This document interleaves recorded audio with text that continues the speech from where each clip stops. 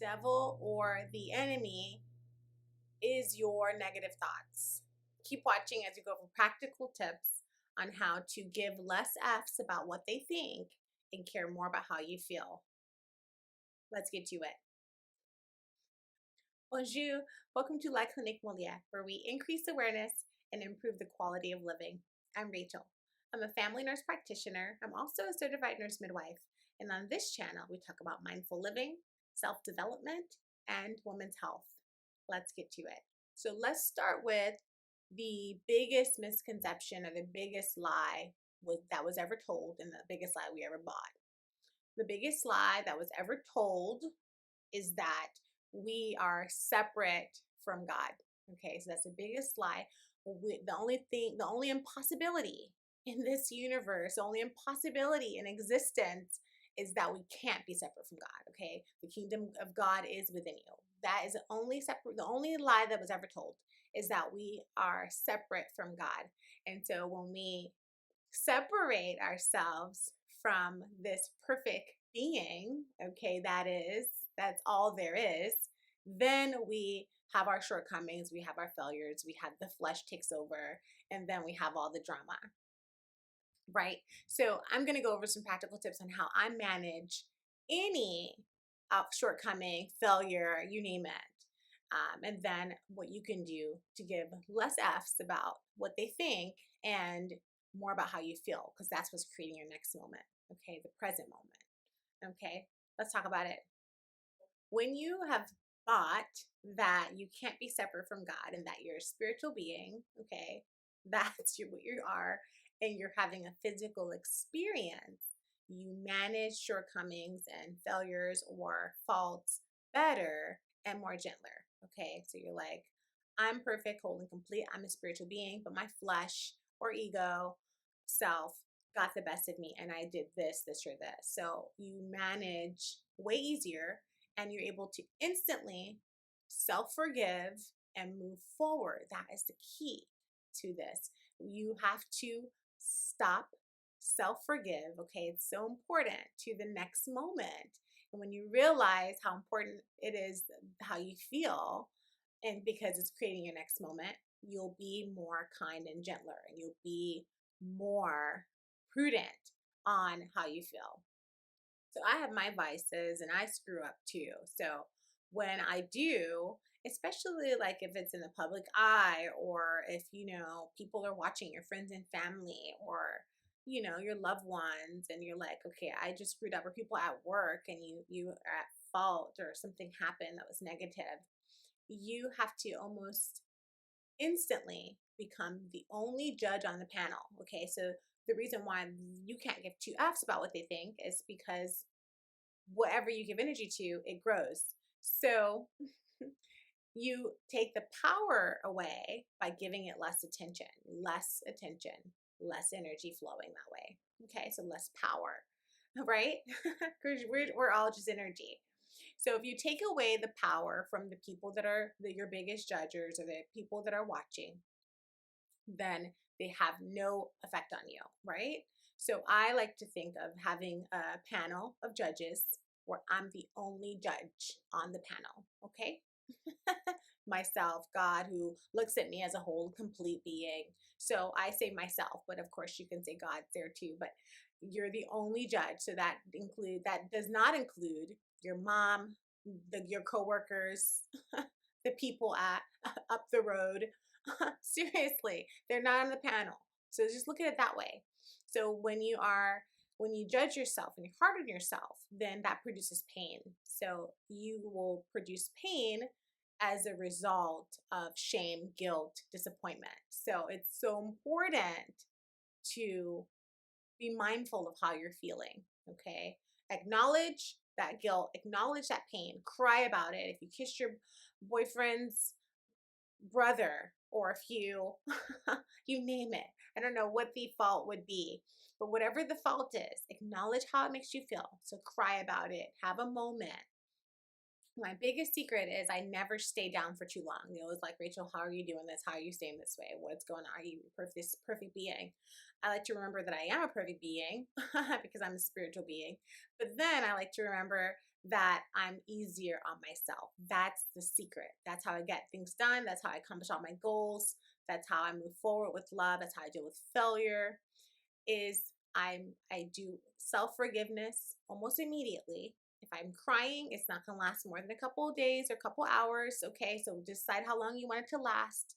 And if it's a half of a day, fine. You want to be, you don't want to get up and get out of the bed, fine. But it cannot last more than that. Make a decision to decide that how you feel is the most important thing, and then you moving forward with love. So you literally, if you have to take a nap to reset, you have to do meditating, if you have to pray, if you have to, visualize it going down a stream, visualize a balloon taking off. I don't care what you have to do. You have to stop, collect yourself, and you have to forgive yourself. You have to do it with ease and gentle, and you have to be easy about it, and you have to do it with care, okay? In love. Once you forgive yourself, you're able to move forward with love. So your biggest enemy is yourself, okay? It's your biggest devil or demon is going to have to be when you separate yourself from God and you become hard on yourself and all of your negative thinking. What are they thinking about me? How do they perceive me? How am I being perceived? What do they think? What is it going to do? How am I going to feel? They're not on the panel of judges. Okay, so remember that. Just go ahead and you can use that line. Rachel says, you're not on the panel, so you cannot judge me. So I don't care what you think. And the less F's you give, the less power they have. And I'm telling you, I'm not kidding. It literally goes away because they have no more power, and it's all what you're creating. So it's so important. Take the power away from those people by putting yourself as the only judge on the panel. There are some really great self forgiveness and healing from past traumas and, failures, meditations that you could do even for sleep that helps to, recondition and reprogram, the thinking, the limited beliefs and limited thinking. And that I find to be really helpful. Wear them with headsets at night. And then you can do affirmations. We're always going to talk about how important affirmations are until we bring it home, until we're just doing affirmations around the clock, because you're speaking life into a situation that's not there. You're calling things that are not as though they were, and you're recognizing that there's power of life and death in your tongue. So that's your speech, that's your words. Okay, and you're taking advantage of that, and you're remembering that faith is the unseen seen. So if all of those things are supported by scripture, you realize now how important affirmations are. So you shouldn't be going a whole day without talking about a couple affirmations that you want to see, that a couple things per day that you want to speak life into, and you want to call them as though they were, even though they're not. You shouldn't go a whole day without doing several affirmations. So for in this case, you can say, I lovingly forgive myself and I move forward with love. I release the past. Because if it happened in the past, I don't care if it was just a second ago where you hurt someone, or you came short, or you had a fault, or you were really embarrassed, or you did something that was outlandish, or you got overly drunk and you blacked out and you don't know what you did. Okay, guilty. So if you had that moment, it's in the past. I don't care if it was a second ago, it's in the past. And you remember that there's power only in the present moment. So there's no other moment except for the present moment. You get it? Okay, we're going to bring that home to you until you get it. So there's no more powerful moment than the present one.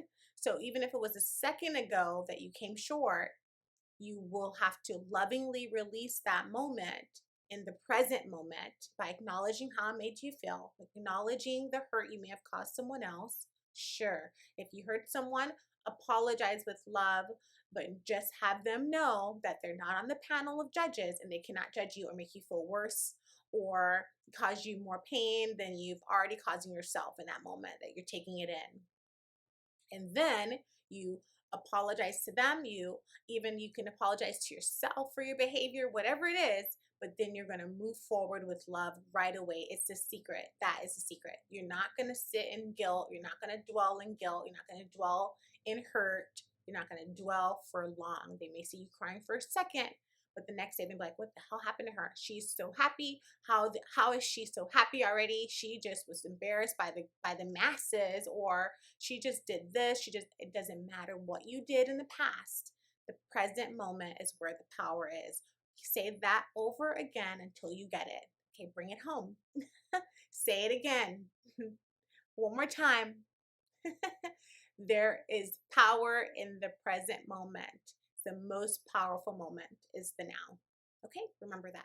Once you take them off the panel of judges, you'll recognize that their power is decreased. So you'll recognize that in everyday actions, especially if you have interaction or encounters with these people, or you'll recognize in how you feel. You'll feel more empowered, hence you're not giving your power away, right?